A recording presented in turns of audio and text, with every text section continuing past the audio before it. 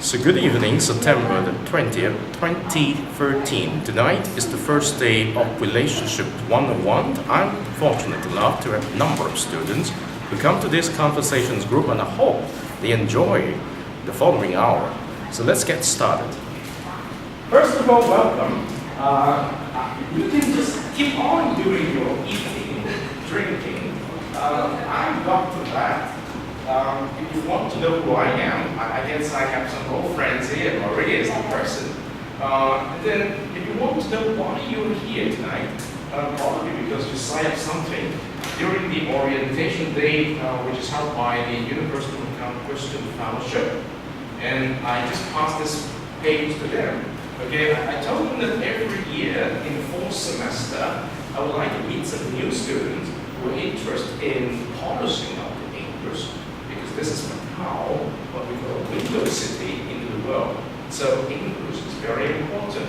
And I don't mean to put you in such a way that makes you difficult to speak in English, because I want to introduce you something which you might have touched before. Mostly, I guess you're from mainland China, right? Okay, so there are some limitations in mainland China that we don't experience here in Macau. So, particularly for me too, I've been outside of Macau, so I have some experience I would like to share with you.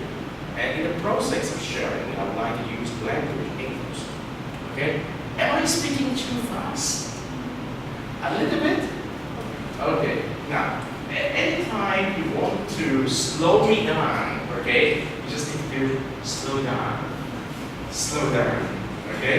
This is something that I got used to my students and when I have classes here. This is a different classroom from the other. Let me close the door now. I think it's okay.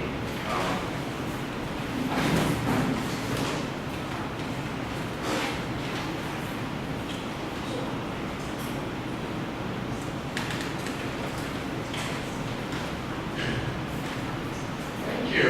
I could pick up one more. Do you mind? It's okay, so let's go in. It's okay. That's okay. Yes. It's always a wonder to be able to meet some more friends. Remember, yes, we're at the table with the lady, yes. Have some drinks, have some snacks. In a minute, I'm going to help you to introduce yourself a little bit, and I hope you do not feel uncomfortable, all right? So first, let me introduce to you who I am first. I was born in this city more than 40 years ago, okay? So I'm more than 40 something. And I got married in this city. My wife is also from the same city. I got 3 kids now. And my kids just asked me, Dad, today is holiday, what are you doing tonight? I said, oh, I'm going to meet some good friends. Okay, so I'm going to bring home some sweets, okay, of those sweets. So left 1 or 2 for me to bring home with my kids. So, as I said, I love this title very much. Living, loving, and learning. Okay? When I was about 22 years old, okay, I got a chance to go to the United States to have my college education. Okay? So, in the U.S., I have an environment for me to speak in English. Before I went to the U.S., I was born here, I was raised here. I was educated in the former University of East Asia here. And then in 1983, okay, I graduated from high school from Macau. That is a Catholic school. And then I entered the junior college of the University of East Asia in 1983, right here. Now it's called University of Macau. Okay? Then it was called University of East Asia. Now this is a public university. Then it was a private university. That means I have to pay to study there. Now many students have to pay to study here, but the difference is it's government sponsored now. At that time it's run by businessmen. Okay? But I have a chance to study at the junior college, and I had a chance to study here free of charge. At that time, how can you do that? in the entrance exam, you can pick from 3 to 7 subjects to pass your entrance exam. If you pass your entrance exam with an A, that is a pass for you to earn scholarship. Okay, if you pass the entrance exam with 3 A's, you will guarantee that some bank in Macau is going to sponsor your tuition for the whole year. So that is one way to attract students to come to study in the junior college here at that time.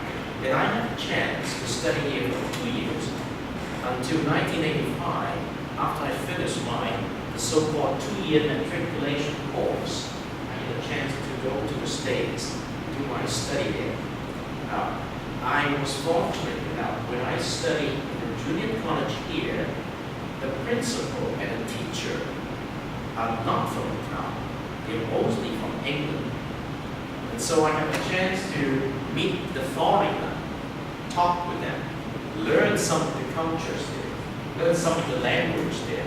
In particular, I like Christmas and also Thanksgiving before Christmas. They will gather us around in the classroom, change the classroom completely by decorating things in a way that I feel very warm. And then the teacher and the principal come here singing guitar, playing those organs, and they help you to learn to sing some songs. Okay, songs I think lots have heard. Joy to the world. Ever heard about things like this? Okay, and now we're going to listen to some songs. And then the experience I personally went through it, I felt the warmth of being a teacher and a principal who was willing to care for you more than what you expect. Okay? So they're not just here to give you knowledge, they're here to give you a sense of what is meant by being human. Okay? So what is meant by being human? Yes. I think you have some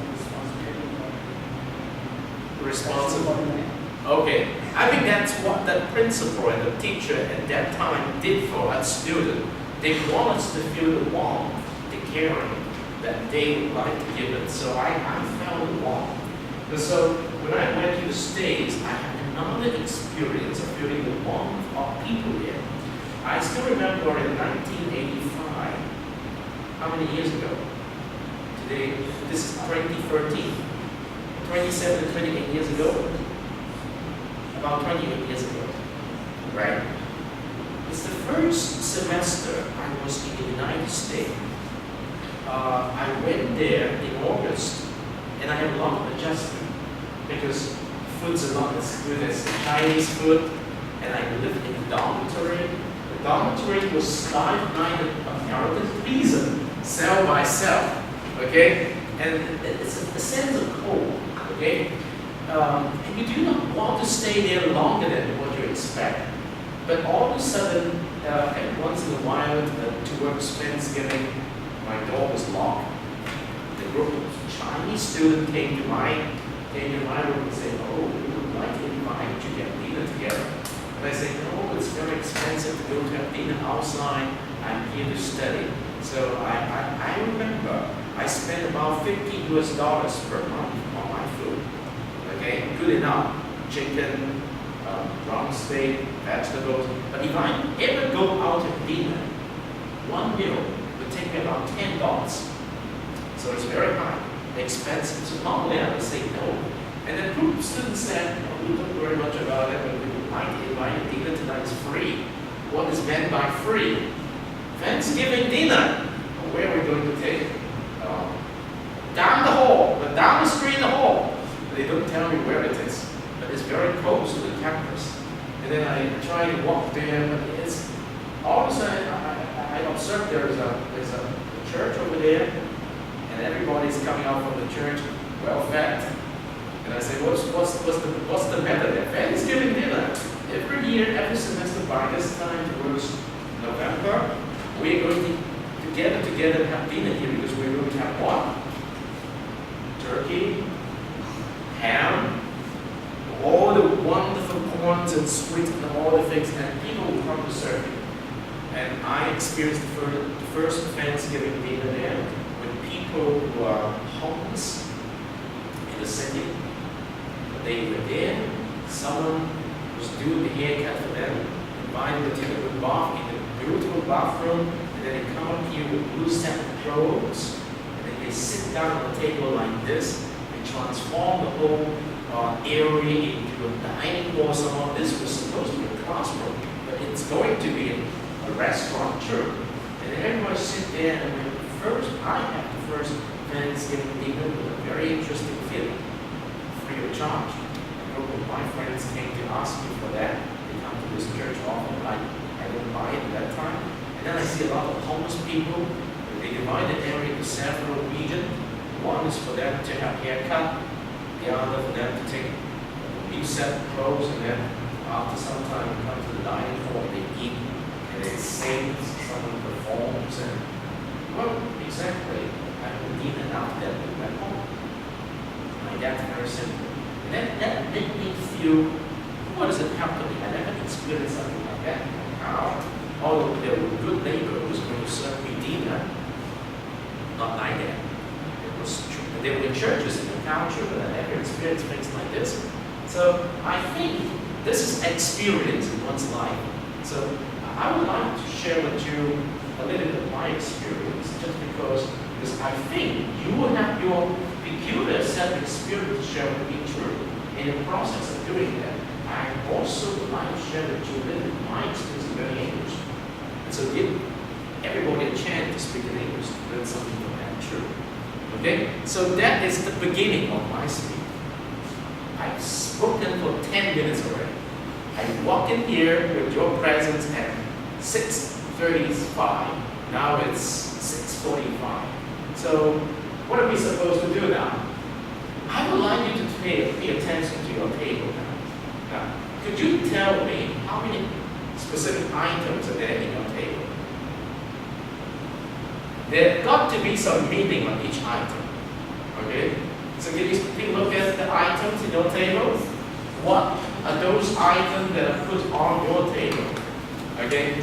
You have some A4 paper. It's right in front of you, okay?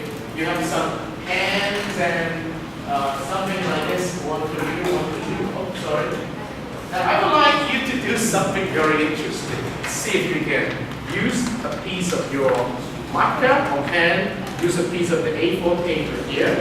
And then I would like each one of you try to put down on your piece of paper the number of items you observe, okay? The number of items you observe on your table. Yes, on a piece of white paper. And then I do have some more pen here, okay? It's each one of you. So I will give you less than 2 minutes time to put down on your white piece of paper as many items as you can observe on your tabletop. Okay? Each one of you, can you do it on your own? Okay? Now, just 2 minutes. Alright? 2 minutes. The number of items, the specific item you can see on your table. And then in 2 minutes time, try to mark on your piece of white paper as many items as you can see.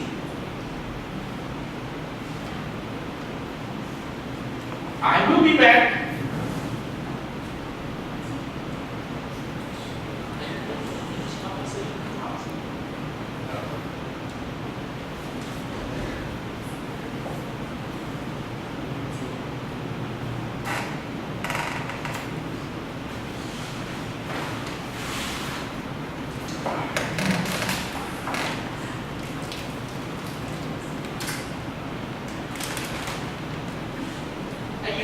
For the English conversation group?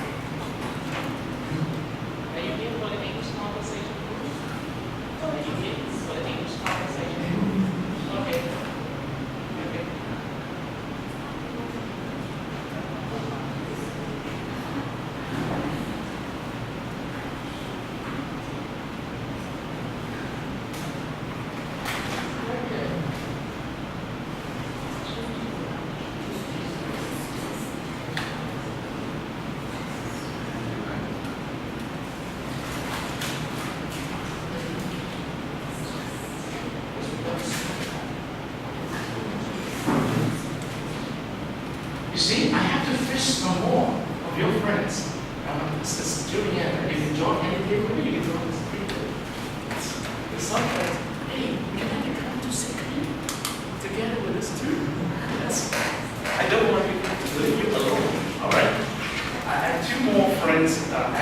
waiting outside, they come. I invite them to put down on this piece of white paper as many times as they observe on the paper. Okay? So we are doing some small group exercise now. And in a minute, I'm going to invite the individual table to talk a little bit more about this. Oh, 2 minutes over. So first of all, you need to drink 1 small cup of water. I call this club. Help yourself, all right? Help yourself. It's okay. Can I help? Maria? Yeah.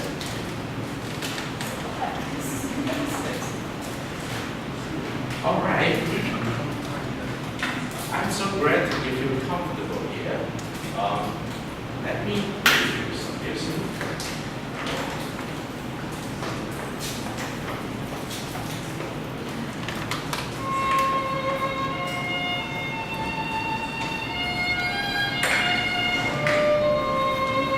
Now, please help yourself by introducing yourself to the friends in your table after the music, okay? I will be back.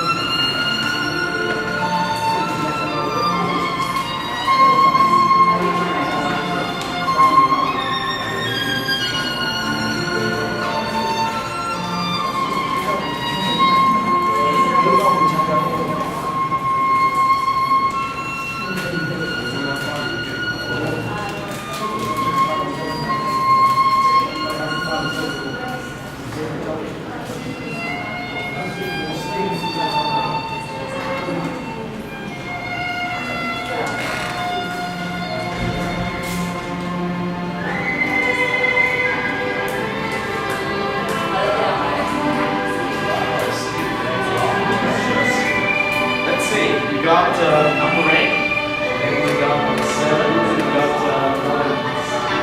oh, great.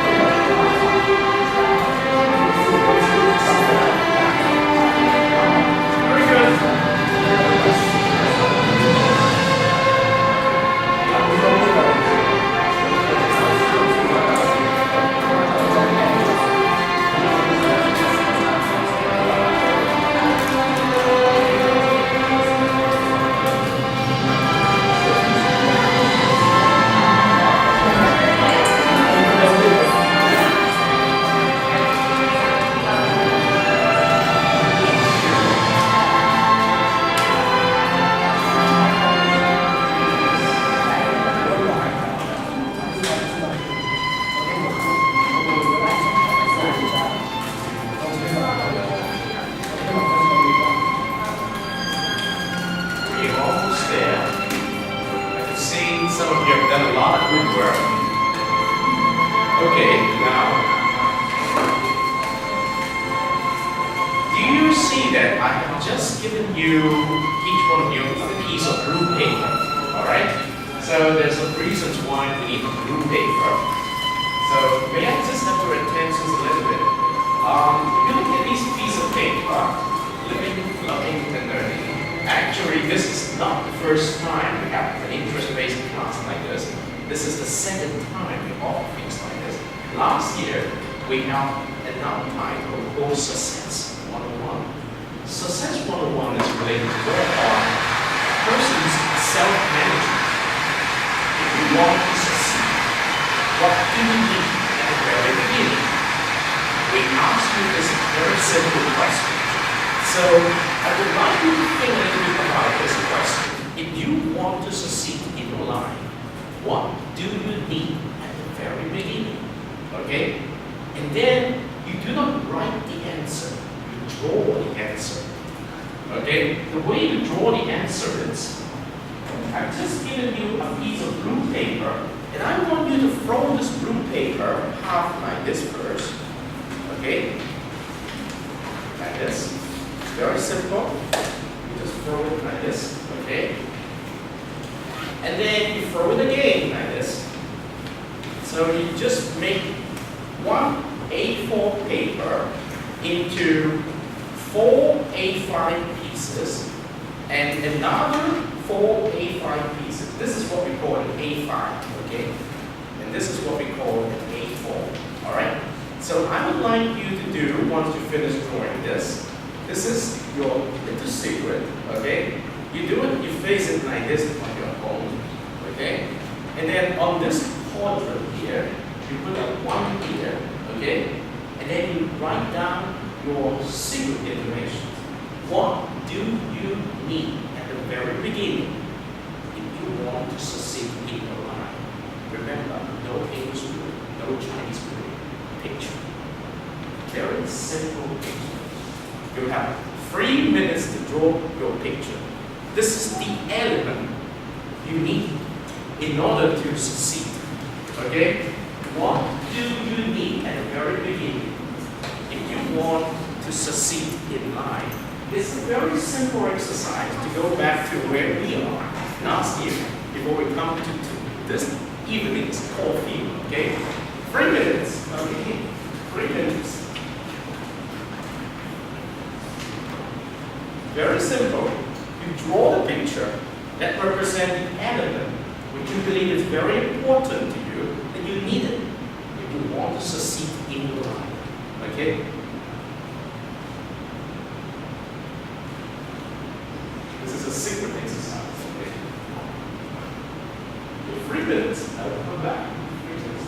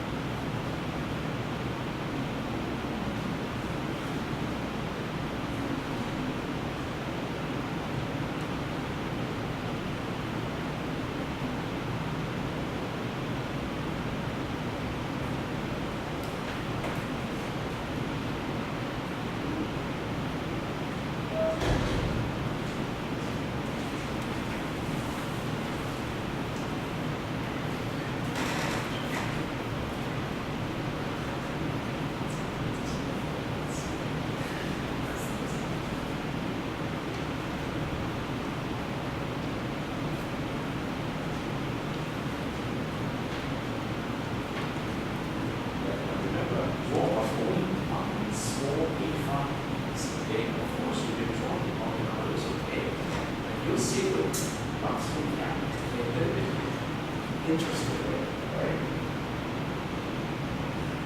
It's just a picture. Don't worry.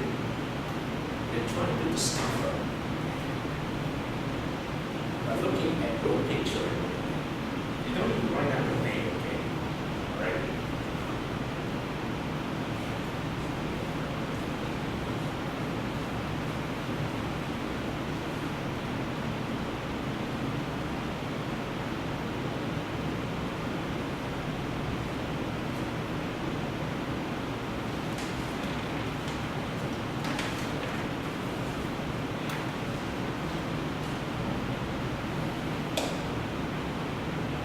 So you can finish drawing a picture, keep it as a secret, throw the paper, okay? Throw the paper.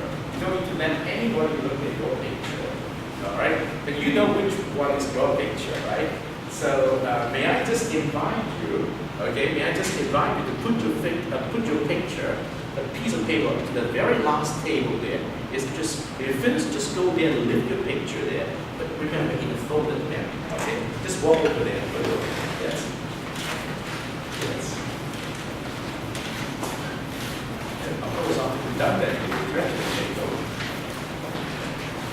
What we're going to do is make sure that we discover something from your secret. Yes, thank you. Wow, I feel very much encouraged by your walk here. Now, train yourself. Have a big snack of potato chips. Have a good squiddy, and we also have the, this is, I don't know how, the calabi. It's calabi, right? It tastes good, right? All right, you know the picture is drawn, okay? And you know that these pictures, in some sense, represent your element you believe is important to your success in life. Now let's come back to this evening. This semester, when this particular course is offered, it's called Relationships 101. It's a little bit different from Success 101, because when I said Success 101, last semester, we emphasize on your personal management of your goals. But when we talk about relationship, we mean it's more than you now. It's between you and someone else or any other else. Okay? So it's the process of connecting with people. And I can see that when you're sitting here like this, you're already connected. Like Maria brought two friends here, they're connected already. Okay? And the two of you came here together, and you connected already. And here we are, we have 3 different persons that I connected here, because you came here individually. Okay? Do you know him before that? No, do you know him before that? So now, this table is very interesting. The initial conditions of this table is 3 of them. I guess you do not know one another, right? No. You know her before? You don't? Okay. So basically, I can assume that you do not know one another until you meet here, right? So that is very interesting. But the 3 of you actually, before tonight, before you came in, you know one another, right? In some sense, you have a different distance. Okay, if I use tonight as the point to measure your distance, you are well closer to one another. And the 2 of you are also know one another. No, just before you come in, you don't know. No, okay, so you know him after you came to the table. That's good, okay? Now, can I do a very simple exercise now? Okay. Now, forgive me to do something like this, because I'm going to put the 3 of you in a 3 different table now. Okay? Can you take one of this table? And you can, one of you can stay here. The other 2 take the other 2 tables. Okay, now. Can you do that? Okay. Just take one table. It's okay, because you're adult enough. There's no risk, okay? Okay, just take one table. So, in other words, I'm going to let you discover a new friend, okay? So, may I invite one of you, you can choose one of this table. Go in. Alright? You can choose anyone, okay? The shorter distance or the longest distance is up to you. They're friends, don't worry, at least, alright? So, may I invite you to choose one table? Yes. The other 2? Yes. Yes. All right. You're going to discover now. Discover. And may I invite you to come here? May I invite you to go there? Now we have a shuffle experience. Okay.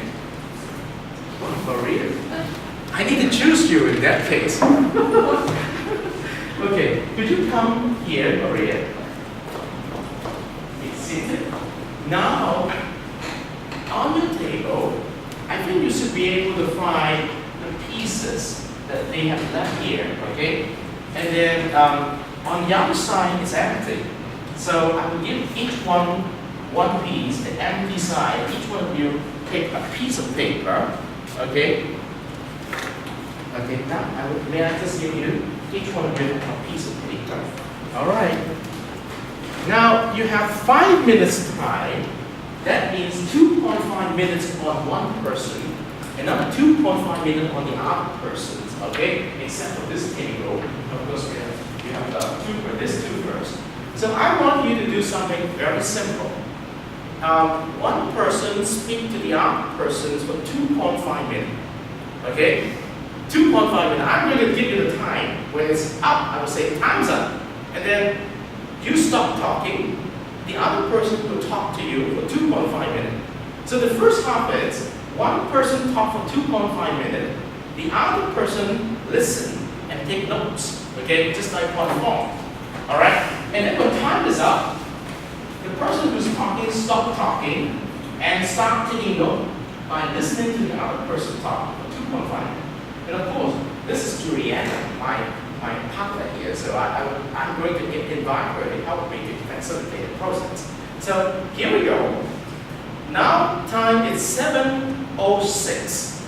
Okay, let's just do 3 minutes instead of 2.5 minutes. Let's spend 3 minutes time listening to one person talking first. Who's going to talk first? It's up to you. All right? But don't waste time. You do a turn. Let's not talk, okay? Can you do that now? Stop. One listen, join notes, the other talk. 3 minutes. All right? Don't be shy.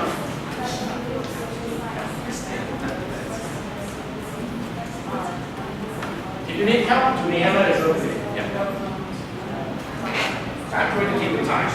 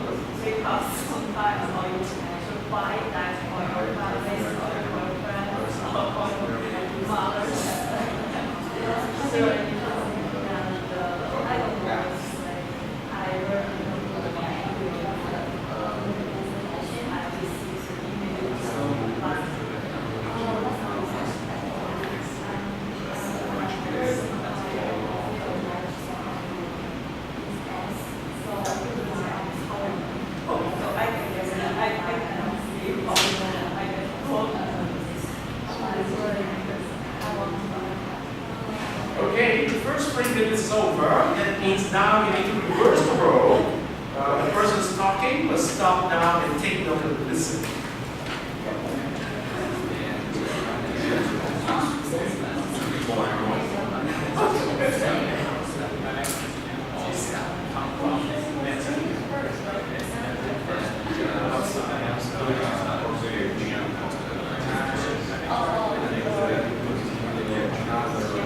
I think this is quite an interesting exercise for my students to get engaged in talking to one another.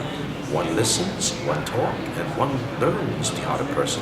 So at the end of this exercise, I would like to see if they would like to do the introductions of the other persons in a mixed manner, together with looking into the pictures that they just put on the table there. So stay tuned in a minute. We are going to come back to see how this goes on.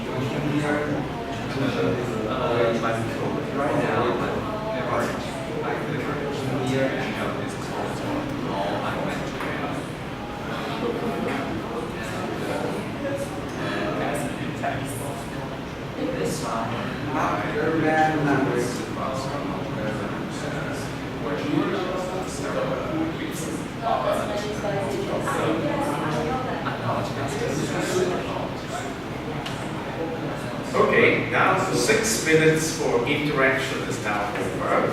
What you need to do now is we're going to invite 3 of you, one from each table, to stand up and to try to introduce to us the persons talking to you just minutes ago. Okay?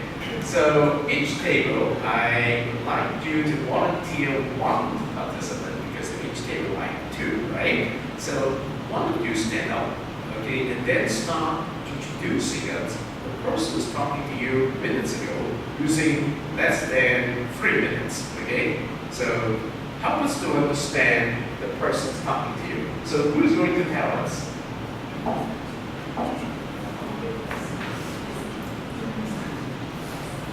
Yes, thank you. How much do you know of this lady? Yes, she introduced herself to me in 3 minutes, so that I glad so many information in my paper that I will read. Yes, that was To cool. you guys.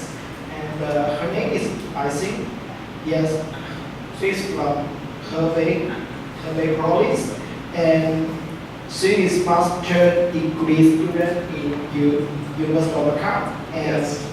her major is Chinese literature, and she want to make new friends here, and she like to communicate with the other stranger people, and she want to improve her English, and she like to listen to the classic CD, especially California for the classic CD, and she like to learn the dialect, and she want to learn some Cantonese because she want to make some friends from the Macau, Hong Kong, and Guangdong province, and especially she want to do some activities in this area because Cantonese is more important. Yes, here. And she was in Guangxi, a normal university for 2 years, and then go to Korea. Okay. And for exchange study here. And he applied studying in University of Macau because he failed the postgraduate examination in mainland China, so he applied the University of Macau. Thank you very That's all. much. Thank you. You did a very interesting introductions of your lady, your friends there. Okay. So may I invite another table? Anyone from this table?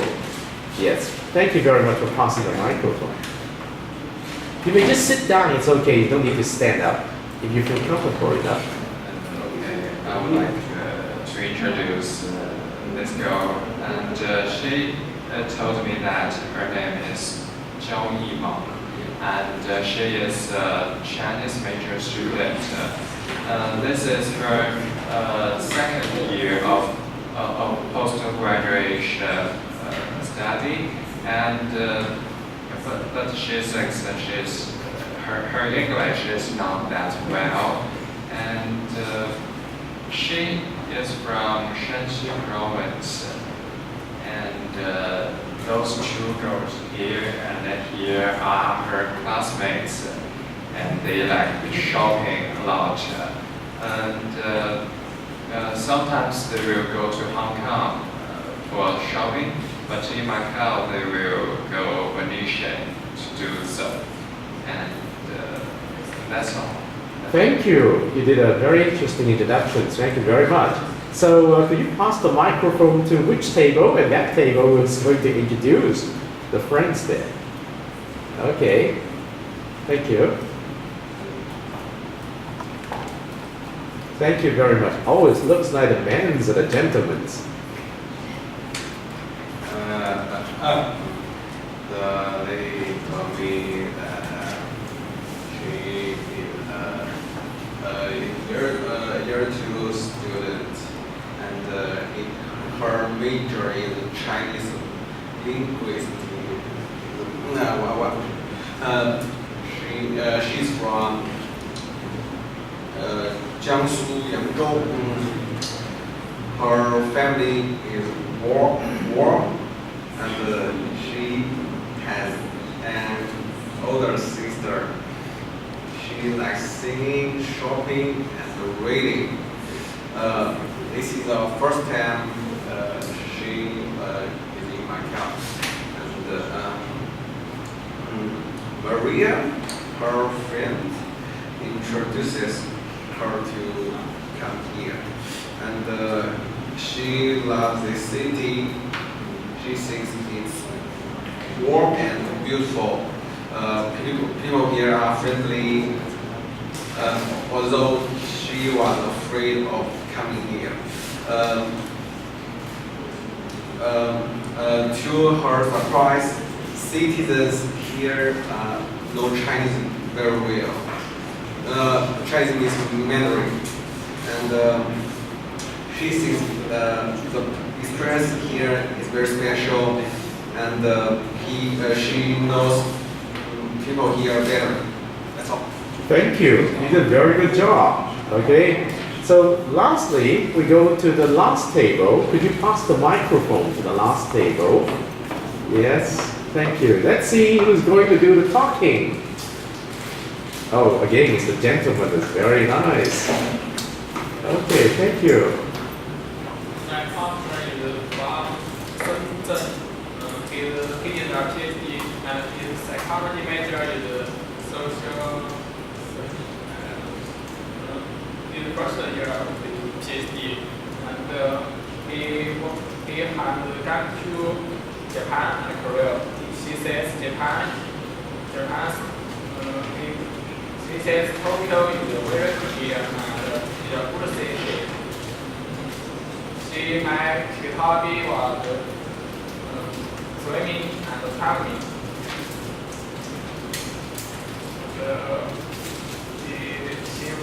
His major in ecology is about medicine, and he says he was not good at communicating with others when he was in ecology.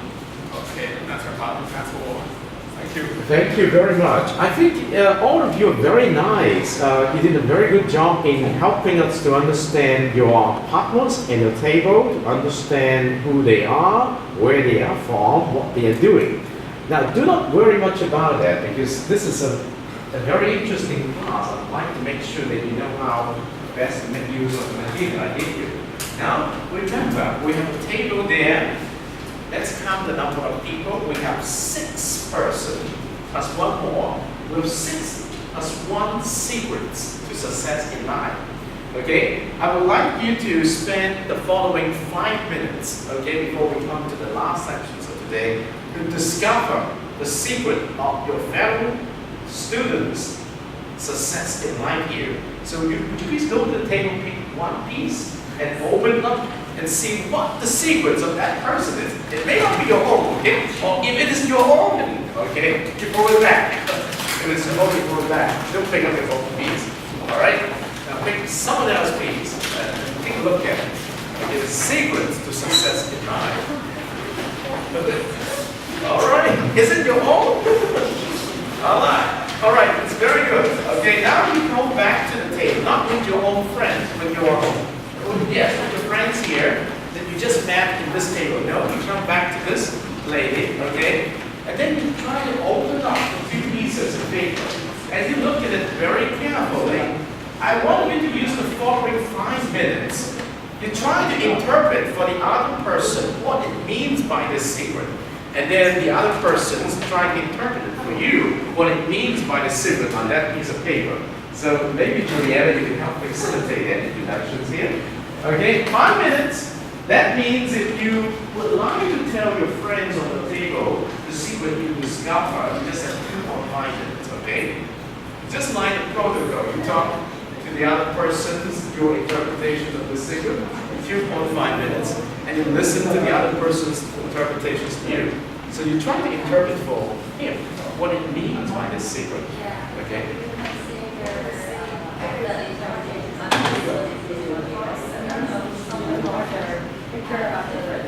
What is your interpretations of the person saying what this success is?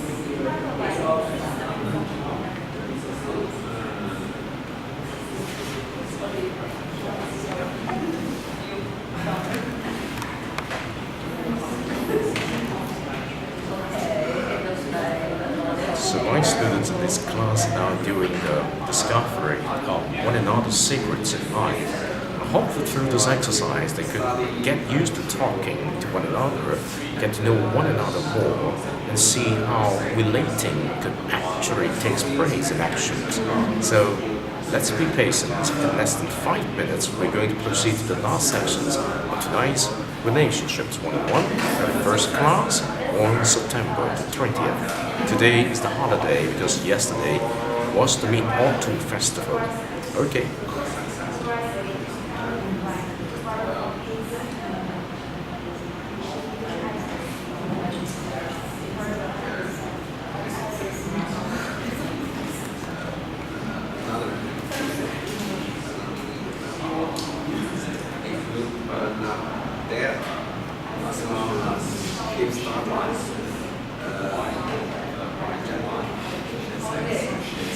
She's studying Algerian.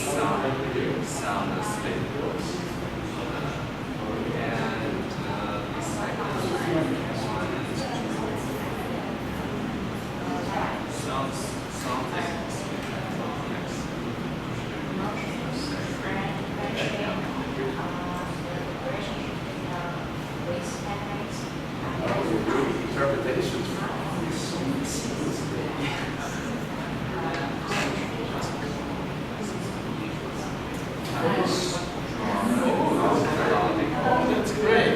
2 minutes before the time.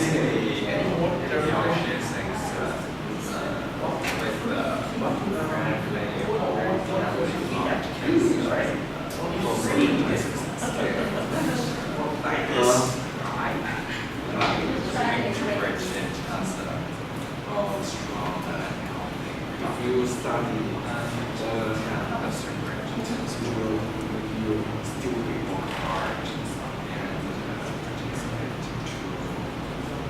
to achieve these other goals. So persistence and hard work is yes, just like the last one. Yes, it demonstrates the importance of all friendship.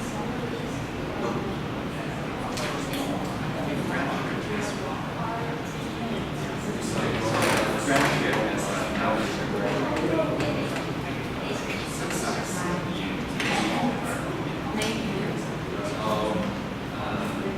something to say, healthy, and persistence, and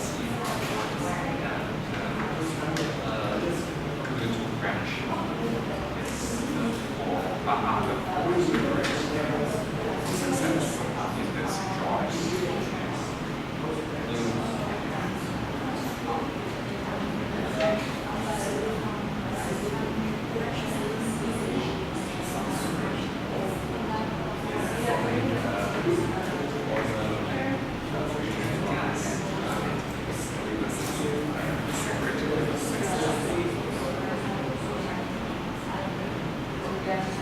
What about the past?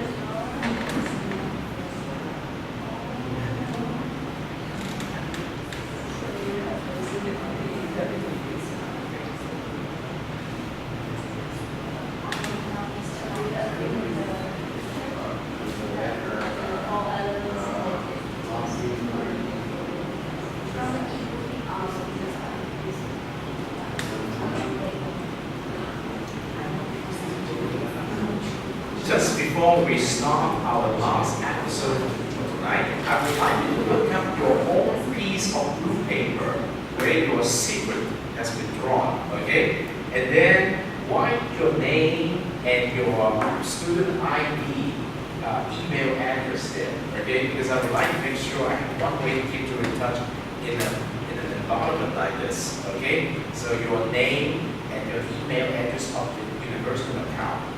Address. That means your student ID then. So you see, I'm so much grateful that tonight you can somehow track it up, or to track it on, in the sense that with your conversations, that is very interesting.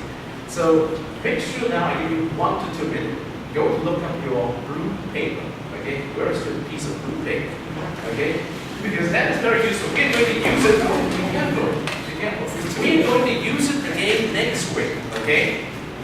Once you pick up your ball, okay, once you pick up your ball, make sure you write on that piece of blue paper your name, okay, and your student ID, email address. And of course, please put it on the same piece of paper, the nickname or sub-name you want us to call you, okay? So I can do something for you next week with your information. Yes, right here. Because after that, I'm going to take this out, and I'm going to return this to you next week, okay, with some setup. And then we're going to get into the final episode of today. Yes, I give you 2 minutes to finish, right? Name and your universal account email address, okay? That include your student ID and then @umac.mo. Very good. I'm grateful that you're really into the activities here. When you finish, you just need to fold the paper back into an A5 piece of paper, okay? When you finish, you just need to fold the paper back into an A5 piece of paper. So just 1 into half, a half into a quarter, something like that. Yes. That is what we put A5 piece of paper. So after you finish, you fold it back like this, okay? I'm going to pick this up like this with you, all right? So with your secret and with your name and with your email address, all right? So great. Lastly, tonight I want to kick this off by introducing to you the person who helped me to understand the struggle in the past 25 years of my life, okay? Living, loving, and learning. If you look at the widescreen, I love to keep this person in mind. Life. Actually, he is gone now. He died in the year 1998 at the age of about 70. His name is Neil Rusgamian. It's an Italian, okay? This is the person who have taught me so much in my life about loving, living, and learning that I really want to keep his legacy going. And fortunately, with the presence of YouTube, I discovered that I could discover many of his speech and video form, which I actually watched in the 1980s when I first arrived in the United States. So tonight, in order to kick off the series of Relationships 101, I would like to present you one of his keynote speech on relationships that is called What is essential is invisible to the eye. That is a very famous quote from a very famous novel called The Story of the Little Prince, something like this. Okay? What is essential is invisible to the eye. That is the key to relationship building. Now let's try to pay attention to his speech. Okay? Remember, he's gone already.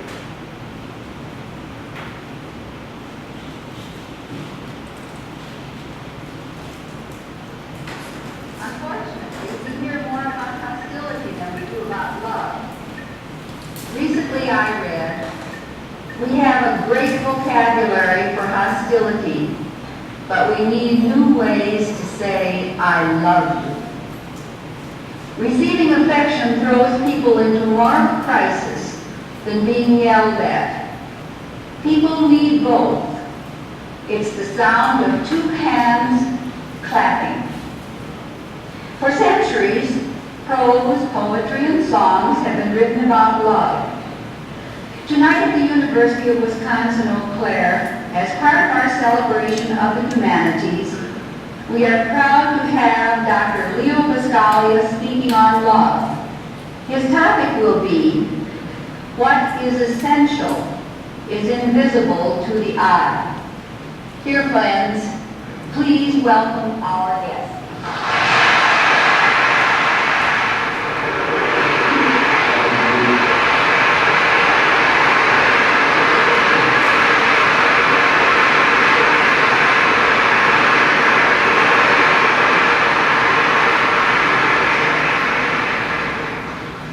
It's really an honor for me to be introduced by such a lovely lady.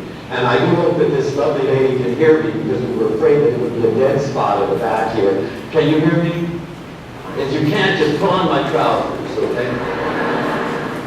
I always love to start and tell you stories about my name. Some of you have heard them ad nauseum, but I've got new ones. But I'd like to start by telling some of you who haven't that I do have a very difficult name, as you've seen in the program, to pronounce. It's one of those beautiful Italian names. It has all the letters of the alphabet. It's spelled B-U-S-C-A-G, which knows everybody, L-I-A. And I love the story of making a long-distance telephone call, and the line was busy. The operator said she'd call me right back as soon as it was free. And when the phone rang, I picked it up, and she said, would you please tell Dr. Boxcar that his telephone call is there? I said, could that be Biscaya? She said, sir, it could be damn near anything. And you know, not only, some of you have heard my tapes and so on, and you know that my name is not only difficult in terms of Biscaya, but my real name, my first name is Felice, which is really a masterpiece. It's spelled F-E-L-I-C-E, and if you know from your Latin, Mama was a very wise lady. It means happiness and joy and peace. She started it from the very beginning, you know. And my middle name is where Leo comes from, and it's Leonardo. So if you see it all together, it says Felice Leonardo Biscaya, and I say that's a real whopper. Oh, thank you. You are alert. But I was asked to give some papers in the communist bloc countries, and in order to do this, I had to get clearance. And in order to do this, you have to fill out all kinds of little forms. Some of you have had this experience. You get the visas, and then you give them to a little man behind the cage, and then you sit down and wait, and you talk to people, and you have a good time, and then your name is announced over a microphone, and you go up and take the oath of allegiance to your country. And that's all well and good, and the man behind the little cage was having no trouble at all because he was talking about Jim Brown and Sam Jones and so on and so forth. But I knew he was going to call me because when he got to this paper, he sort of looked strangely around, took a deep breath, and said, Phyllis? And I swear I'll answer anything but Phyllis. And last year, and this is the new one that no one's ever heard, because it just happened, I was asked to teach in the graduate study centers in Asia. This is always a great pleasure for me. And I was teaching in Bangkok, in Thailand, and I needed to get my passport renewed. And I had to cross into Cambodia in order to get their stamp. You know, I think borders are pretty silly. And this shows you how very ludicrous the whole process was. But you go across, they stamp your passport having exited, and then you cross again through a little cage, you know, and they pass it enter again, and you're legal, which is crazy.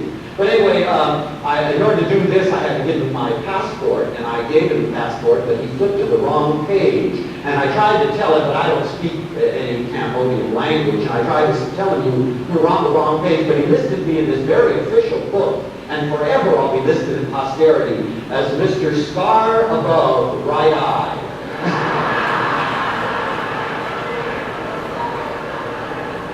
They happen to me all the time, you know. Before I talk to you tonight about the subject that I'd like to discuss with you, and you know, I devoutly hope that someday some of us will have the opportunity of being a bit more intimate than here. But I have a real thing about small groups, and every time I go somewhere, I have something like this to contend with. But I will try really hard to reach you people who are sitting way back in the back. And the way you can reach me is to wiggle a little and send up a vibration every now and then, you know. Then I'll know that I'm with you and you're with me, because that's what I really want to have happen. But there's something that I don't want to have happen tonight, and I'd like to explain what that is, and then we can start right in. And there are many ways of learning. And one way I learned when I was in a Zen monastery in Asia for a year, I had a marvelous little teacher who was just about so tiny, a little Japanese man.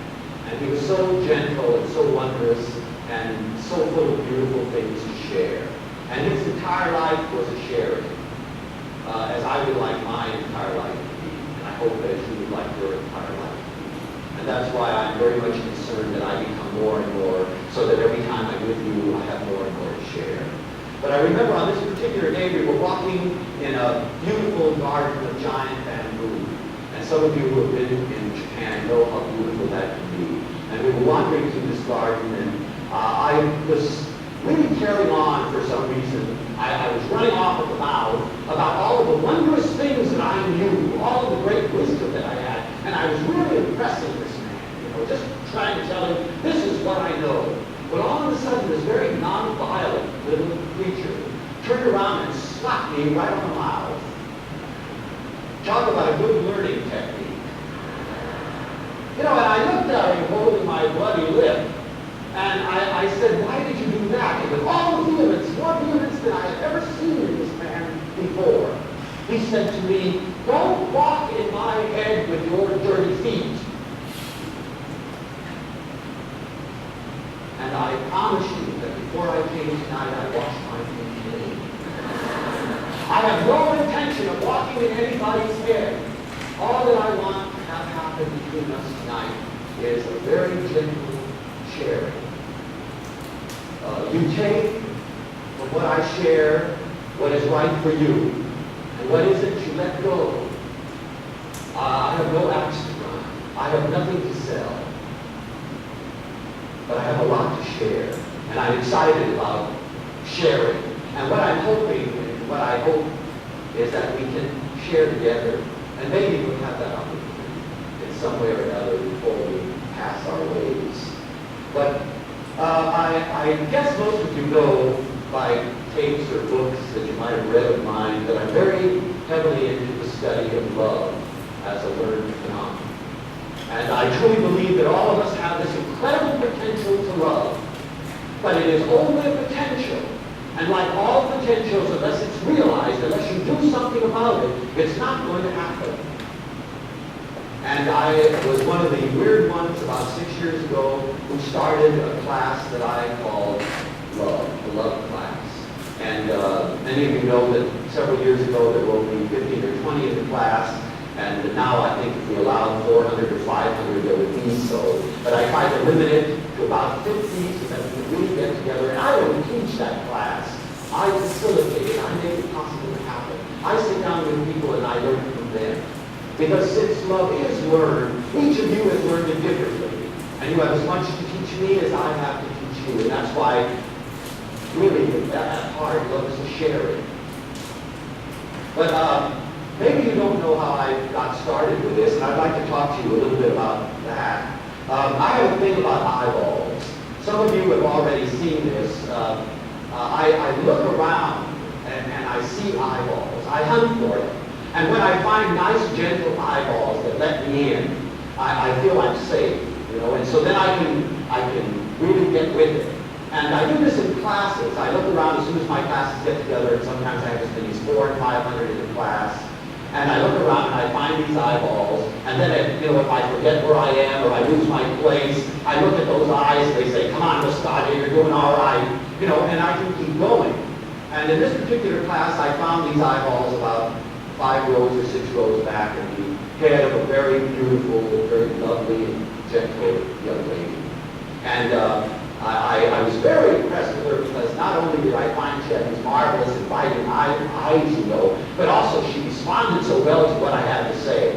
And as teachers, we're always very ego involved in our students, let's face it. So she'd poke her neighbors and say, did you get that? Or she'd say, moving, and she'd write it down, and I'd say, oh, I'm communicating with someone. And after about 6 weeks into the semester, and by the way, she handed in unbelievable little papers, and I say little papers because I never demand big tomes. I ask people to spend all of their time thinking, and then putting by what they had thought about concisely in one paragraph. If you can't say it in 5 sentences, it's not worth saying. That kind of thing. And that's really a blast to try to do it. But anyway, she was to be able to get it in a beautiful, concise paragraph. And somehow or other we had taught her to read and to write and to spell and to punctuate and all the things that we consider to be so vitally important. And I was very impressed. And then one day, about 6 weeks later, her chair was empty and it remained so for several sessions. And because I am ego involved with my students and I'm not ashamed of it, I think we can only learn from and teach people with whom we care and with whom we are ego involved. I started asking around and nobody seemed to know. And I finally went to our Dean of Women and I said, you know, I'd like to find her because I'd really like to find out where did I miss her? What did I do? What could I have done so that I can improve, so that I can become a better teacher? And she kind of paled and she said, oh, Leo, haven't you heard? This young lady drove her car to Pacific Palisades, which is a place, if you know Los Angeles, where sheer cliffs drop into the sea. And people who were picnicking on the grass saw this beautiful girl step out of her car, leaving her motor running. She walked zombie-like across the grass and threw herself off the cliff onto the rocks below. And you know, I purposely tell this story every place I go, because the question I ask myself, as I asked myself then, is what did it matter that we had taught this girl to read and to write and to spell, if somewhere along the line we had lost her, if we hadn't taught her the things that were essential? And for this reason, I stuck my neck out and I started a love class. And I thought that maybe somehow people who needed could come and tell us that they need. And it isn't psychotherapy. I'm an educator. I'm not a psychotherapist.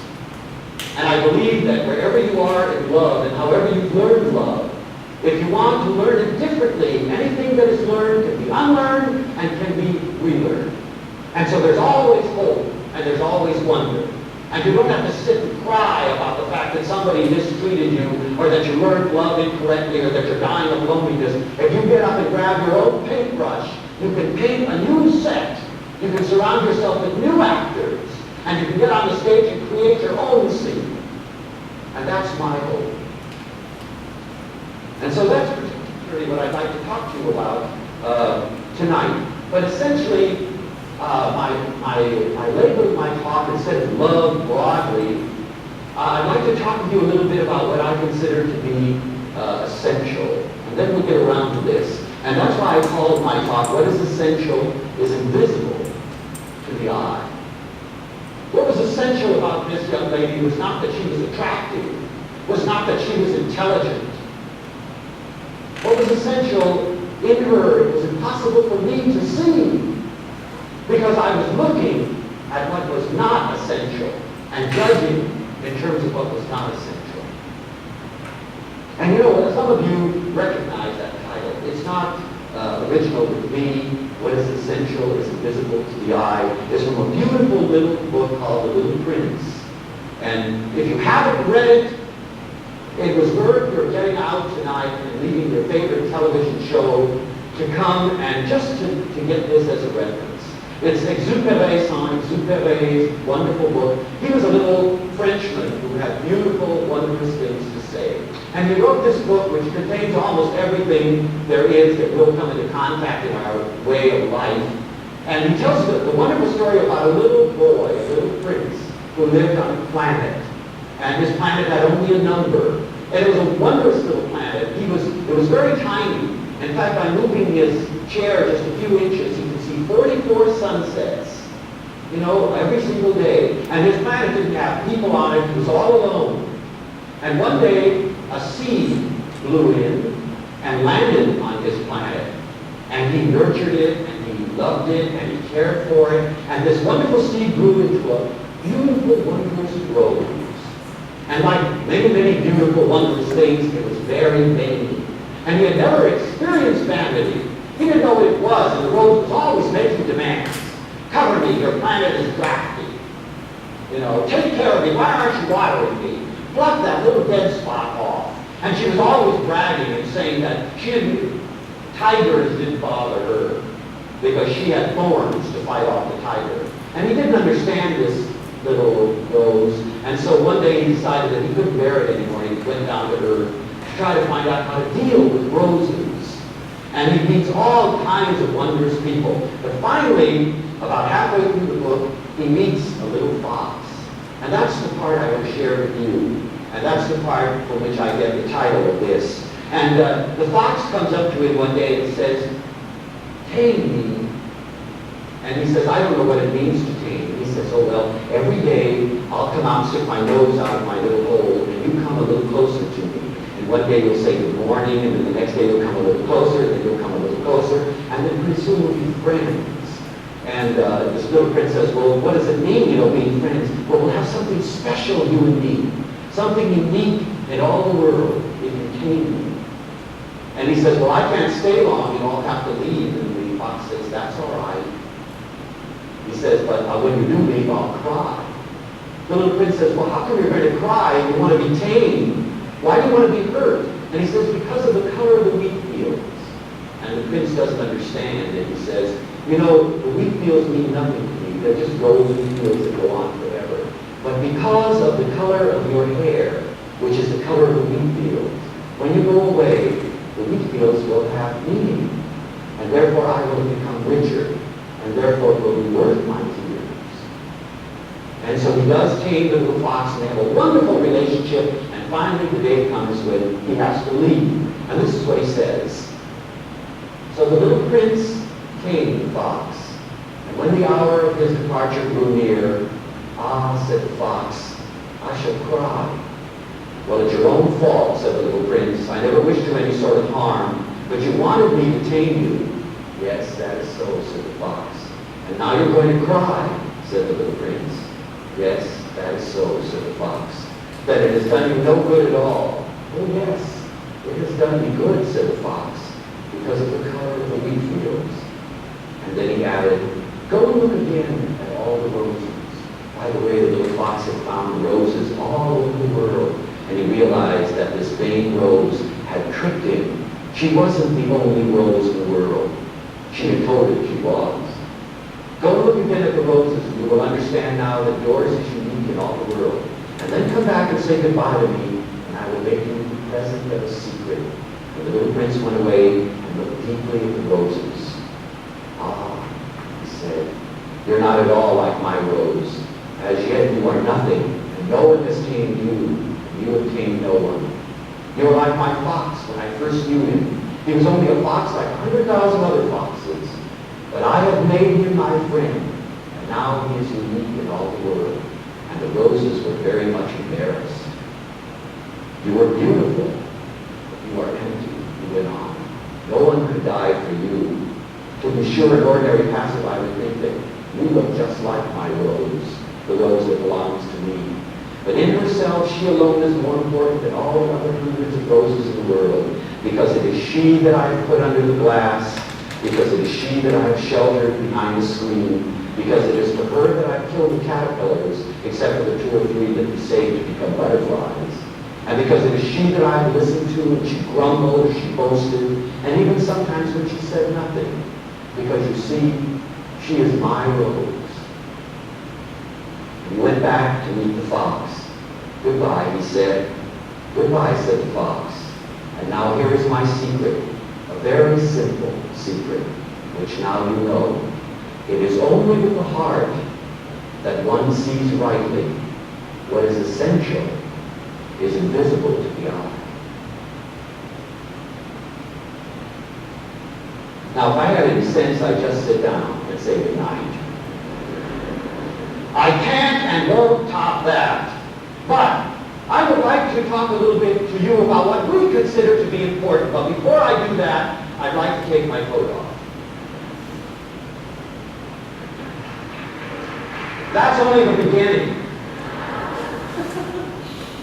I have a very interesting experience. I fly around the country an awful lot. And when I do, I bring mounds and mounds and mounds of work because it's the only really peaceful time I have. You see, my rule is always people first and things second. So when I'm in my office, there is no peace. And when I'm at home, there's a telephone ringing and there are people around. And it's what I ask for and what I want and what I love. But when I'm on an airplane, it's like having your own private office. You disappear in the clouds. Nobody knows who you are. And so you say, could I have the seat next to me? I have a lot of work to do. And they say, well, if the plane isn't full, we will indeed give you the seat next to you. Most of the time you have it. Then I spread out all of my things and I work and I think. And when I'm finished, I look out at the clouds and I think of the wonder of the magic of the universe. And on this particular day, there was an empty chair between me and a very attractive middle-aged lady sitting over here, all bejeweled and beautifully attired. And I sat down and I laid out all my things, and she watched me, very, very interested. And I saw that I could feel by her vibrations that she wanted to talk. And I thought, oh my God, I love her, but I have an exam to prepare, and I have papers to read. So she said, I'll bet I can guess what you are.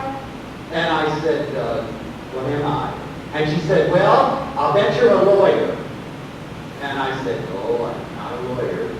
Well, then you're a teacher. I said, that's what I am, I'm a teacher. She said, oh, how nice. And then I went back to my work. And then she started to talk, and all of a sudden I realized, there you go, you're always talking about people first. If you really need it, this lady needs you. She obviously wants to talk. Talk to her for a while, and then maybe you can explain your need to get to work, and then we can, well, it didn't work that way.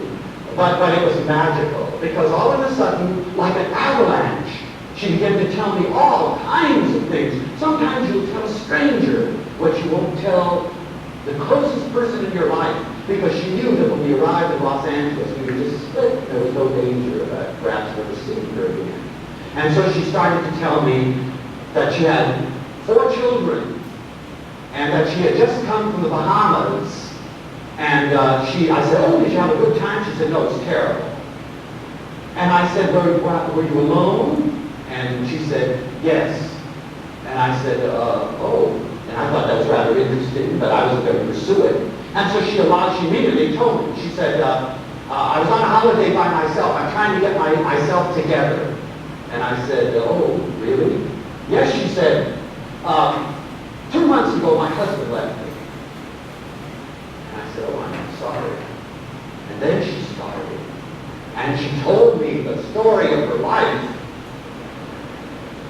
Imagine, I gave him, she said, the best years of my life. I didn't think people said that anymore.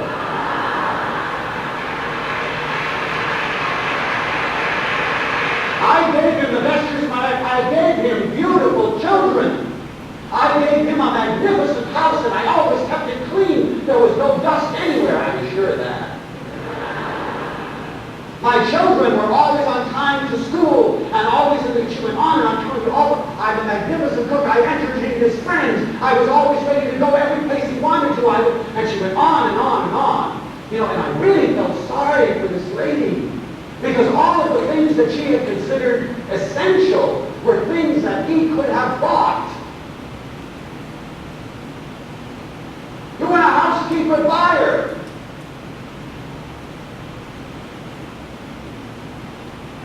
She had lost herself.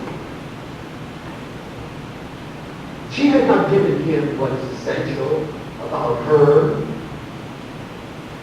The magic, the wonder, the undiscovered self. She'd given him good food. He could have gone to a restaurant. She cleaned his sheets. He could have gone to a laundromat.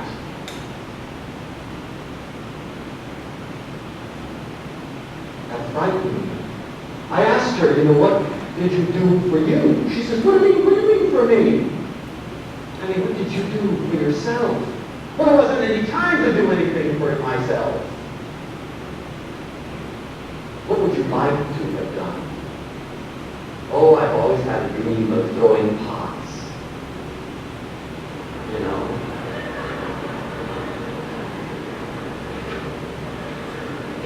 How wonderful if she would have thrown some pots.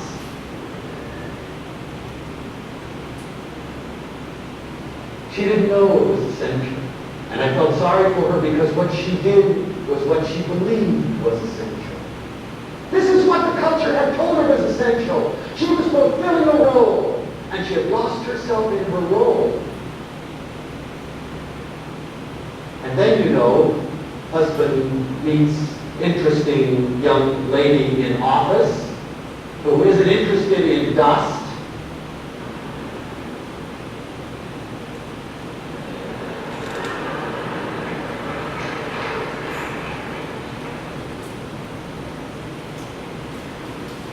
We talked a long time that day about what is essential. She cried a little bit, I cried a little bit. We hugged each other, and she indeed went her way and I went mine. But you know, she had never bothered to ask herself, what is essential about me? What is my worth? And if you don't know this yet as a lover, think about it a little. If you are truly a lover, you want to give the best you there is.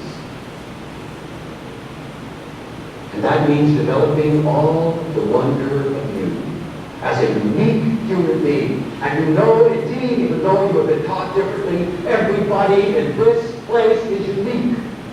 That's the wonder of it. There are no two of you alike. Every one of you is different.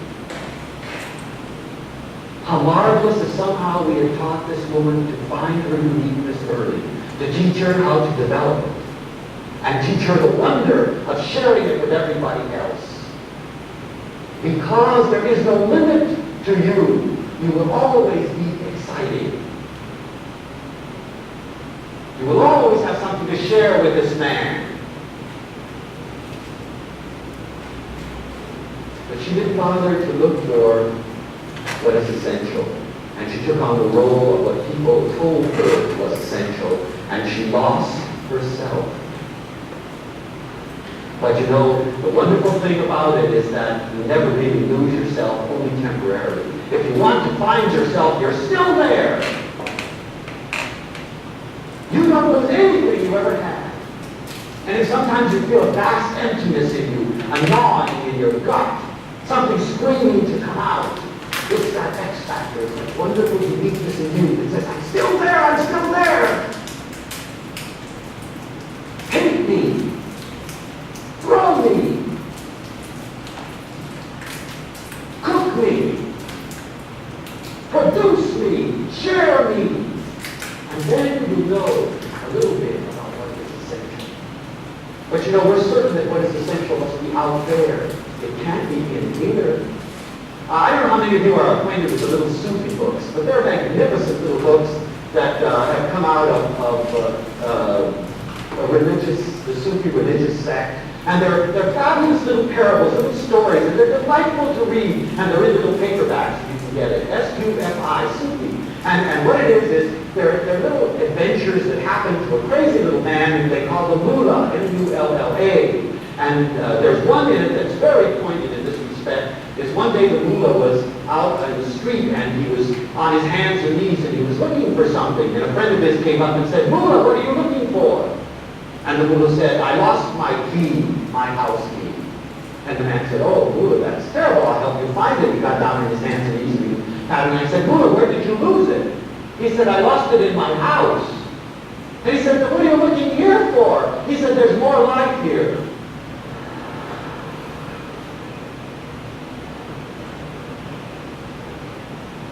You know, that's hilarious, but that's what we do with our lives.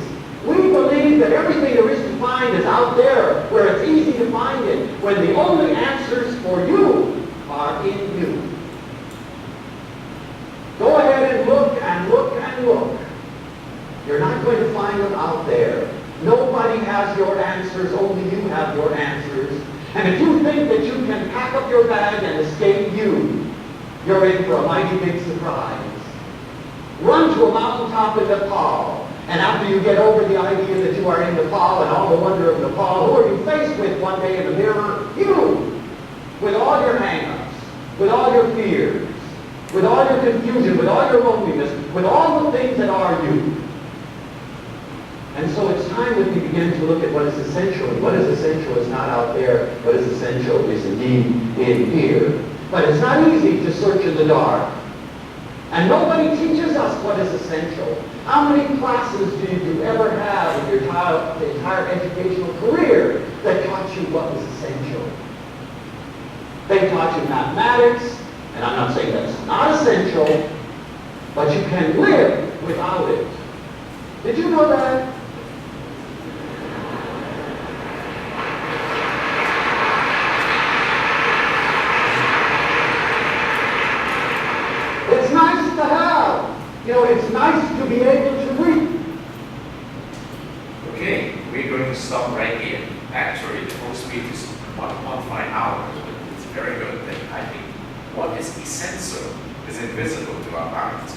In the following days, on September the 27th, October the 11th, October the 25th, that means all the dates listed in this page, we're going to come back and we're trying to explore Relationships 101 with 5 essential questions. Okay? If you look at the page here, it said the first question is, why are relationships important to success? Okay? Why are relationships important to success? The second question is, what do I need to know about others? What do I need to know about others? How can I connect with people? How can I connect with people? The fourth one, how can I build trust with others? How can I build trust with others? And the last question is, what is my most important relationship? What is my most important relationships? I'm going to try to help you to see if we can discover something more about those 5 important or essential questions. And in each week, I'm going to try to see if we can do some kind of group exercise like what we did today. And what we are going to do is to see if we can add into our interaction some musics. I know Juliana is very good in guitar, in some sense. So maybe sometime you can invite the couples to play some guitar and share some songs.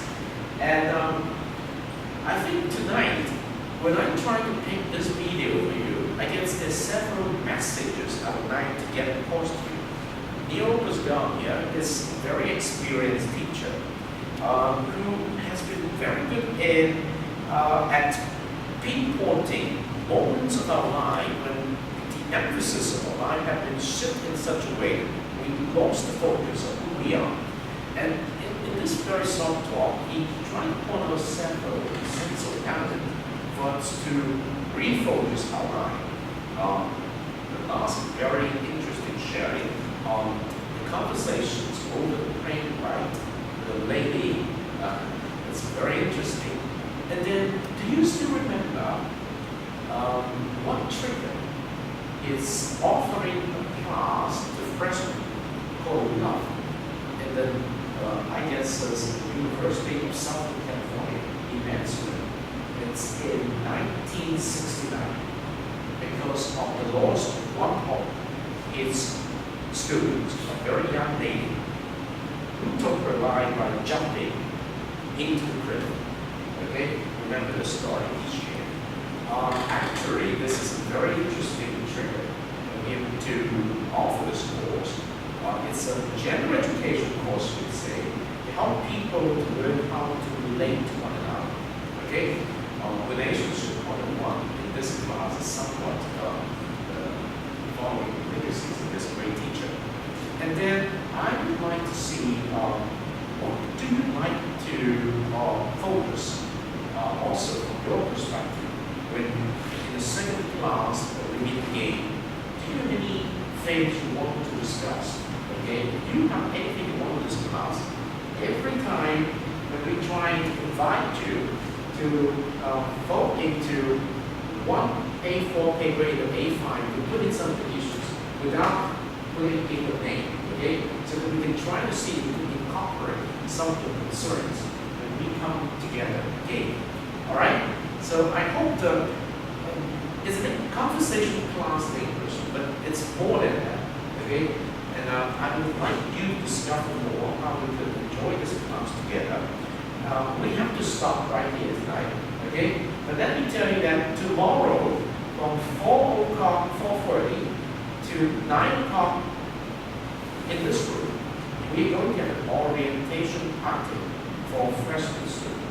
So if you do not know this very interesting thing tomorrow, let me extend my invitations to you.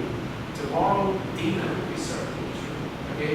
From 4:30 to 9 o'clock. I remember that. So Maybe it's if your time to come back in, you want to bring a friend along with you, feel free to do it. Okay? So tomorrow, the focus is not relationship, number one. Okay? We're going to speak in Mandarin. Okay? Something like this. So, have you filled out the name and email address in that blue piece of paper? I'm going to return the same to you. Next week, we're going to meet one more time, and then we're going to meet in October. So, if you enjoy this video, I will send a link to you, okay, email, so you can watch it again and again. It's very interesting. Finally, this is what I can offer you. This is the book written by University Guardian, very famous one called Living, Loving, and Learning. If you are willing to stay in this course, okay, for all the classes here, you will have the book by the end of the last class. Okay, I put the order. This is your free gift, all right? This is a very good book. Very good book. Yes. It's been translated in Chinese already, but I still prefer the English version because here we're going to use it as the basis to help us to improve our English. Okay? So make sure you don't lose this chance to catch reading this wonderful book. Okay? It's a good teacher. So thank you very much for coming tonight. You do not need to prep pens for me, you prep for yourself. Okay, this is no class. Okay, I hope I will see you again next Friday. Okay, right here, 6:30. You can bring a friend along with you. Feel free to do that. All right. So this is we only meet on Friday. All right. So may I just try to remember each one of your names? Lancy, Maria, Samuel. Movie, all right? Alex, Aries, Yanzi, Bill, Jasmine. Thank you very much. I hope that you put down your name in that piece of blue paper too. And Juliana is going to help you to pick up the piece of blue paper for you. Thank you very much. I'm sorry I hold you up for 15 more minutes tonight. Hope you don't mind. Bring this home, okay? Bring this home. Bring the food home, okay? Your snacks. Oh yes, I even keep one for my kids. That's good enough. For my kid, that's good enough.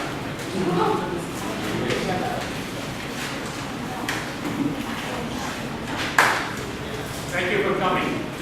I lost two. One of the gentlemen there had some problem with his stomach. It's his friend helped him home. Okay? So that's okay. Thank you very much. If you want to stay, it's okay. Don't worry, you want to stay. But do you just live in here or in the new campus? New campus, so you can catch the very set of you. Right? You live in the house. Oh, that's great. And I'll see under Professor Julie or Professor Kelvin Thompson. Oh, postgraduate Thompson. Oh, that's great. Great. Nice to have you tonight. So that's it for tonight for the first class of Relationships 101. So until next Friday on September 27th, stay tuned.